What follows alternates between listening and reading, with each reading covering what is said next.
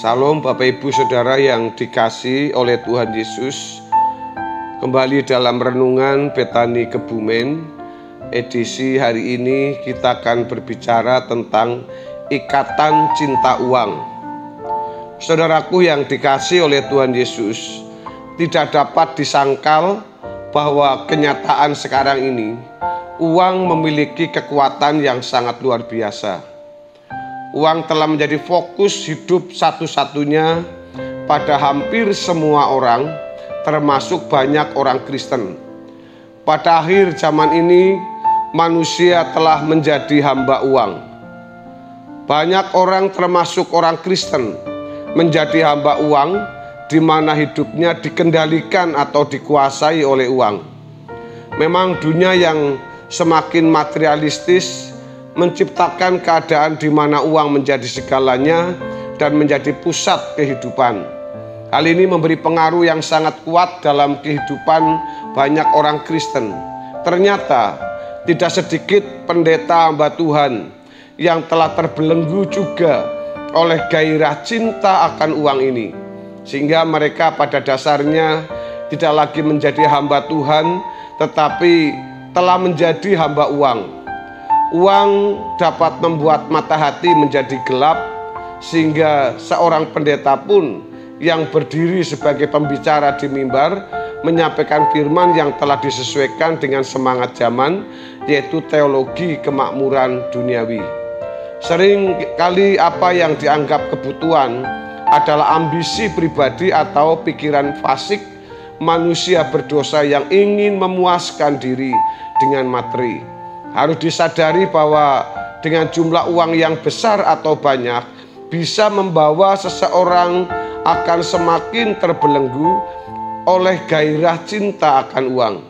Mereka berusaha untuk memiliki uang dalam jumlah besar, tentu dengan anggapan bahwa semakin banyak uang yang dimiliki, maka semakin bahagia, lengkap, serta merasa aman dan nyaman. Orang yang fokus hidupnya adalah uang akan semakin cinta, tidak pernah mengenal apa artinya sudah selesai dengan dirinya sendiri di hadapan Allah. Orang Kristen yang cinta uang pasti tidak mengalami keselamatan, sebab yang hanya kebenaran yang memerdekakan. Dengan demikian, orang yang tidak memiliki sikap yang benar terhadap uang tidak dapat dikembalikan ke rancangan semula Allah, sebab selalu meleset. Memang mereka bisa menjadi orang yang baik di mata masyarakat, tetapi ia tidak pernah bisa hidup dalam ketepatan sesuai dengan kehendak Allah.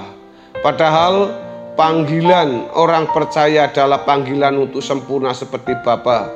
Ketepatan berpikir, berucap, dan berperilaku setiap hari. Paulus mengatakan dalam 2 Timotius pasal 3 ayat 1 sampai dengan ayat yang kelima, dengan perikop keadaan manusia pada akhir zaman. Ayat pertama mengatakan, ketahuilah bahwa pada hari-hari terakhir akan datang masa yang sukar. Manusia akan mencintai dirinya sendiri dan menjadi hamba uang. Mereka akan membual dan menyombongkan diri. Mereka akan menjadi pemfitnah. Mereka akan berontak terhadap orang tua dan tidak tahu berterima kasih, tidak mempedulikan agama, tidak tahu mengasihi, tidak mau berdamai, suka menjelekkan orang, tidak dapat mengekang diri, garang, tidak suka yang baik, suka mengkhianat, tidak berpikir panjang, berlagak tahu, lebih menuruti hawa nafsu daripada menuruti Allah. Secara lahiriah mereka menjalankan ibadah mereka, tetapi pada hakikatnya mereka memungkiri kekuatannya. Jauhilah mereka. Bapak Ibu yang dikasihi oleh Tuhan Yesus, di dalam ayat ini menunjukkan bahwa salah satu indikator atau ciri gairah atau spirit manusia pada zaman akhir ini adalah menjadi hamba uang. Firman Allah menyatakan bahwa cinta uang merupakan akar segala kejahatan dalam 1 Timotius pasal 6 ayat yang ke-10. Kata cinta uang dalam teks aslinya adalah pilar guria. Kata ini yaitu pilar guria, gabungan dari dua kata yaitu pilar dan guria. Pilar berarti berasal dari kata pileo yang artinya bersahabat, bukan sekadar berteman. Adapun guria berarti uang. Kata teman dalam bahasa Yunani adalah hetairos. Jadi pilar guria berarti bersahabat dengan uang.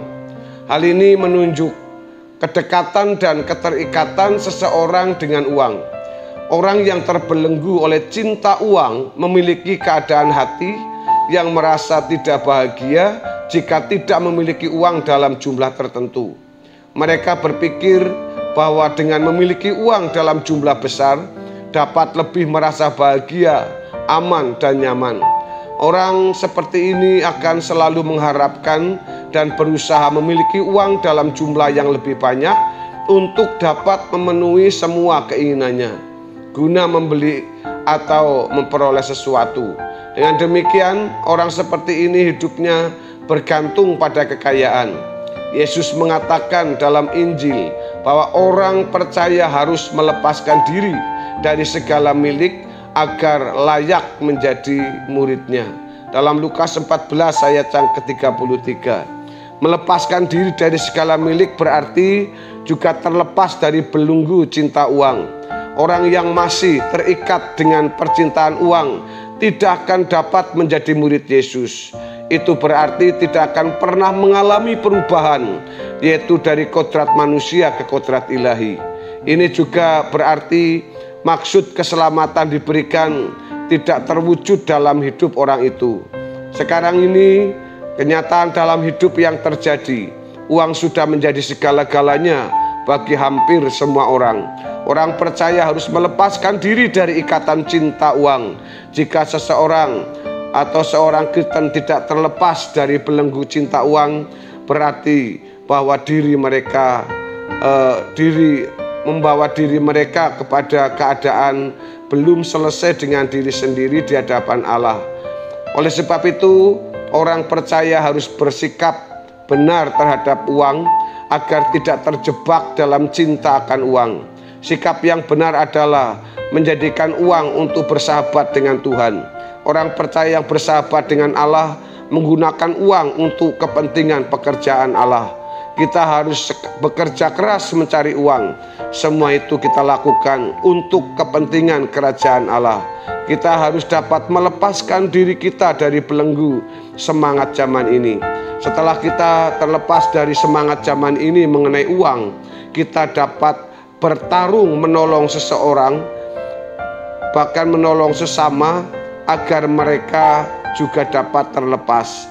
Dalam hal ini, kita menjadikan uang sebagai sarana yang efektif untuk memenuhi rancangan Allah. Dengan demikian, seseorang dapat selesai dengan dirinya sendiri di hadapan Allah.